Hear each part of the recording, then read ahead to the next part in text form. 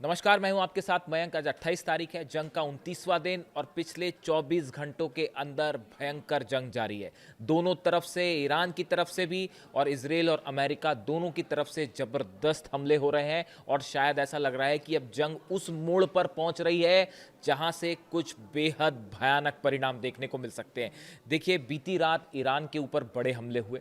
Donald Trump ने कहा था कि 10 दिन तक कोई हमले नहीं होंगे, लेकिन मैंने आपको पहले ही कहा था होगा उसका उल्टा।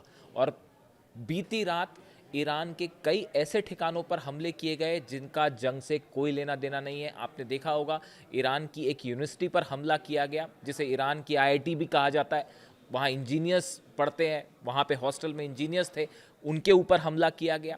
तेहरान के एक अस्पताल पर हमला किया गया। देखिए, ये ऐसे हमले हैं जो हमेशा याद रखे जाएंगे इतिहास में कि इससे बड़ी मानवता के खिलाफ और कोई हमले नहीं हो सकते। इसके अलावा आप देखिए, ईरान की दो स्टील फैक्ट्री पर हमले हुए, एक खुजरिस्तान में और दूसरे मुबारक जगह है, यहाँ दो स्टील फैक्ट्रीज हैं, इसके ऊपर हमले हुए। इसके अलावा जितने पोर्ट एरियाज हैं वहाँ पे लगातार बम्बार्डमेंट हो रहा है। यानी एक बार फिर साफ तौर पर यह बात साबित हो गई कि ट्रंप जो कहते हैं कतई वैसा नहीं करते।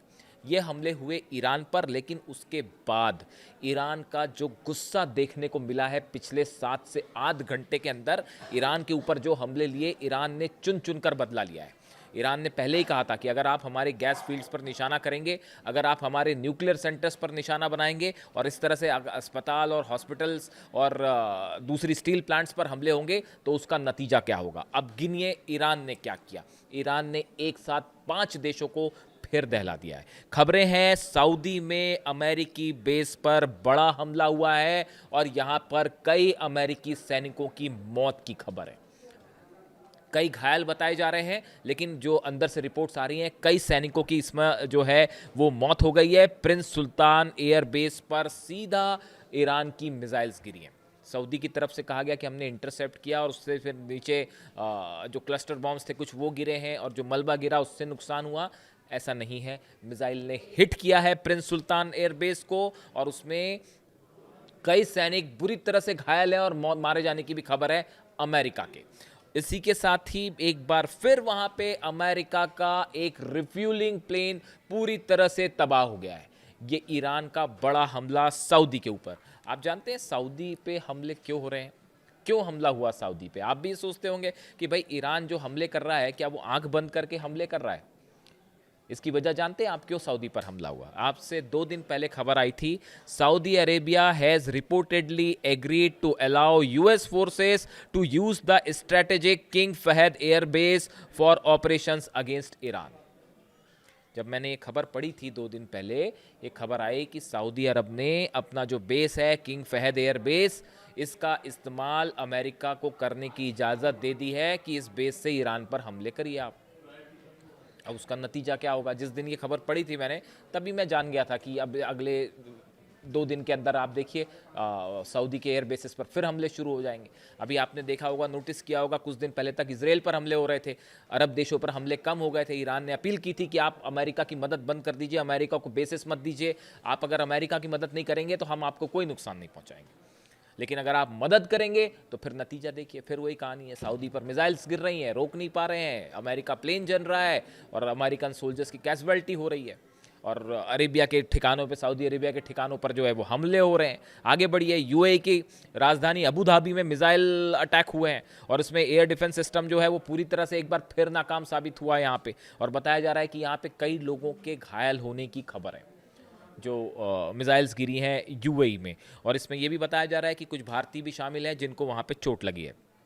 देखिए, ये जो हमले हुए, ये खलीफा इकोनॉमिक जोन में ये हमले हुए हैं जहाँ पर ईरान की मिसाइल्स और ड्रोन स्ट्राइक हुई और इसमें बताया जा रहा है कि उस इंडस्ट्रियल एरिया में आग लग गई। देखिए, ये वैसा ही है कि आपने ईरान के स्टील प्लांट्स पर हमला किया, 2 स्टील प्लांट पर हमला किया, तो उन्होंने यूएई के प्लांट्स पर जो है वो हमला किया। यूएई क्या ईरान के खिलाफ जंग में शामिल होगा, ये एक ऐसा सवाल है जिसका जवाब शायद अगले कुछ दिनों में मिल जाए। इसके अलावा देखिए, कुवैत में इंटरनेशनल एयरपोर्ट पर बड़ा हमला हुआ है। यहाँ पर कुवैत इंटरनेशनल एयरपोर्ट के बिल्कुल करीब अमेरिकन बेस है, उसके ऊपर सीधा स्ट्राइक हुई और कुवैत के एयरपोर्ट पर भी स्ट्राइक हुई। ड्रोन अटैक्स हुए हैं, मिसाइल अटैक्स हुए हैं। कुवैत ईरान के करीब है, उसको निशाना बनाना बहुत आसान है और सटीक निशाने साधे जाते हैं उस पर, और अमेरिकन बेस पर कुवैत में फिर हमले हुए।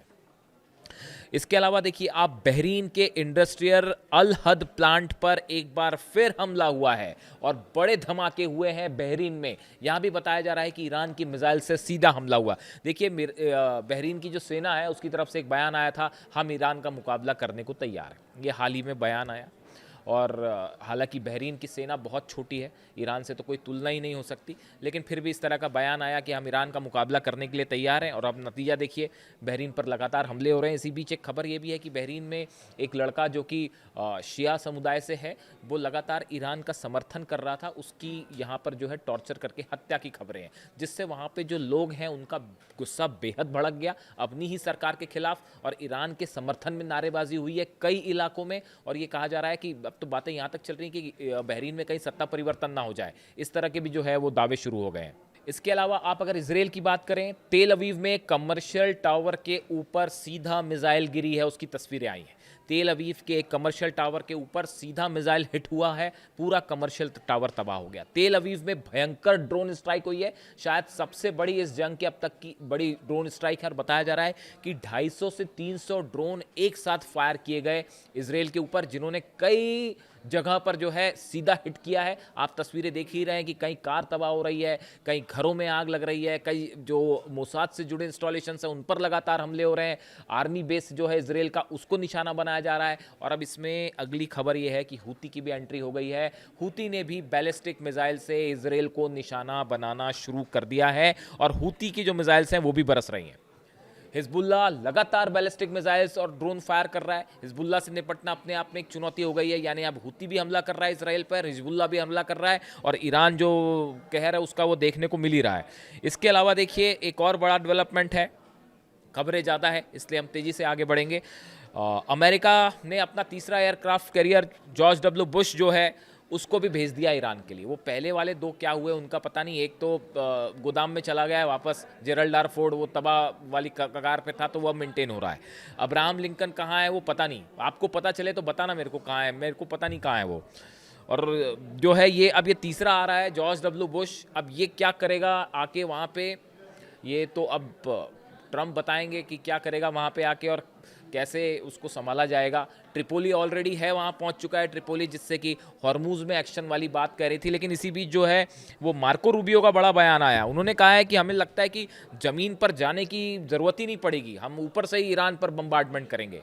तो ये बात मैं आपको बार बार कह रहा था कि इतना आसान नहीं होगा ग्राउंड ऑपरेशन। मैंने पिछला ही वीडियो बनाया आज सुबह जो अपलोड किया था कि जो है वो 6 लाख सैनिक ईरान के वेलकम करने के लिए तैयार हैं, और जैसे ही वहाँ पे कदम रखा, अपने खार्ग आइलैंड पे रख लो या अबू मूसा पे रख लो, जहाँ भी आप नीचे उतरेंगे तो उसके बाद वापस नहीं जा पाएंगे। इस बात की तैयारी ईरान ने कर रखी है। तो अब शायद ये बात समझ गए अमेरिकन एक्सपर्ट्स। तो मार्को रूबियो का बयान आया, शायद हमको कार्रवाई करने की ज़मीन पर ज़रूरत ही ना पड़े। अब नतीजा क्या हो रहा है, लगातार बड़े बम्बार्डमेंट हो रहे हैं ईरान पे, इसमें कोई शक नहीं है। B-2 बॉम्बर्स लगातार हमले कर रहे हैं। मैं पहले ही बता चुका हूं कि इसके दो मतलब हो सकते हैं।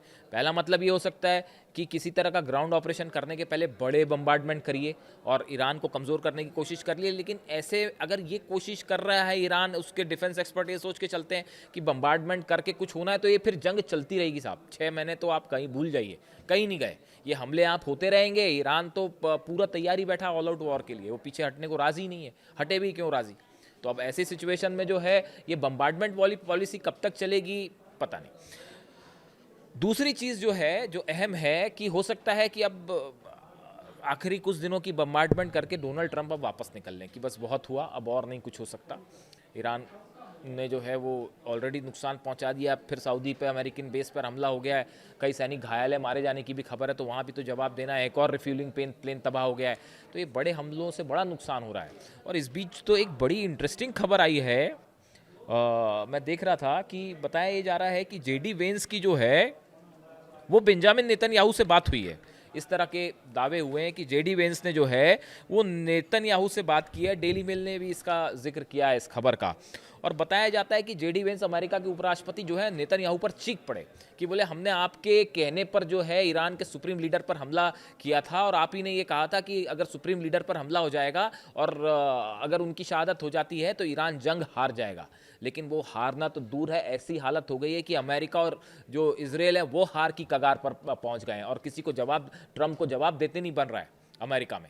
अब नतीजा ये है कि जेडी वेंस गुस्साए हुए हैं नेतन्याहू के ऊपर कि अरे भाई कहाँ फंसा दिया हमको।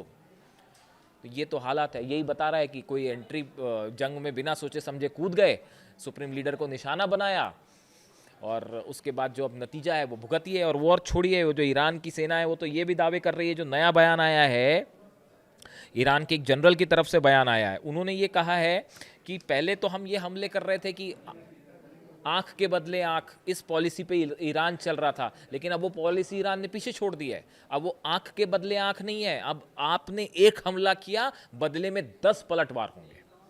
मतलब एक के बदला एक पॉलिसी छोड़ दी है। अब तो आप एक हमले करिए और 5 देश पर हमला लीजिए। आपने हमारे स्टील प्लांट को नुकसान पहुंचाया, 5 देशों के स्टील प्लांट पर हमला होगा। आपने हमारे न्यूक्लियर प्लांट पर नुकसान पहुंचाया, डिमोना पर हमला होगा।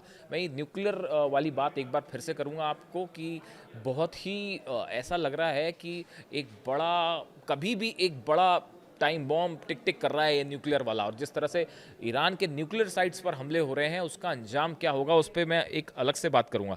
लेकिन फिलहाल देखिए हालात ये है, मैं ईरान के यज़्द परमाणु सेंटर की बात कर रहा हूँ। यज़्द इलाका है, वहाँ पे जो परमाणु सेंटर है उस पर हमले हुए हैं। जरा सा रेडिएशन हो उसके बाद देखिए आपकी क्या मिडिल ईस्ट का नक्शा हमेशा के लिए ख़त्म हो जाएगा। सिर्फ मिडिल ईस्ट नहीं, ना जाने कितने देश जलेंगे उस आग में।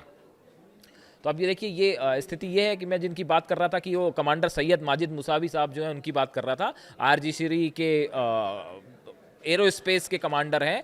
उन्होंने कहा है कि अमेरिका इजराइल को उन्होंने सीधी चुनौती दी। उन्होंने कहा कि आपने पहले भी हमें आजमाया था, दुनिया ने फिर देखा है कि आप खुद आंख से खेल रहे हैं और बुनियादी ढांचे पर हमला कर रहे हैं। इस बार आंख के बदले आंख नहीं चलेगा, बल्कि कई ज़्यादा हमले होंगे। यानी ईरान जो है एग्रेसिव मोड में है, बेहद गुस्से में, और ये जो हमले हो रहे हैं इसका नतीजा ये है 5 देश एक बार फिर सुलग रहे हैं, और पिछले 24 घंटे में जंग बहुत ज़्यादा आगे बढ़ गई है। और अगले कुछ घंटों के अंदर मेरा सोचना ऐसा है कि इजराइल के ऊपर कोई ऐसा हमला हो सकता है जो बड़ा गेम चेंजर साबित हो सकता है। अब इसके बारे में हम अलग से बात करेंगे।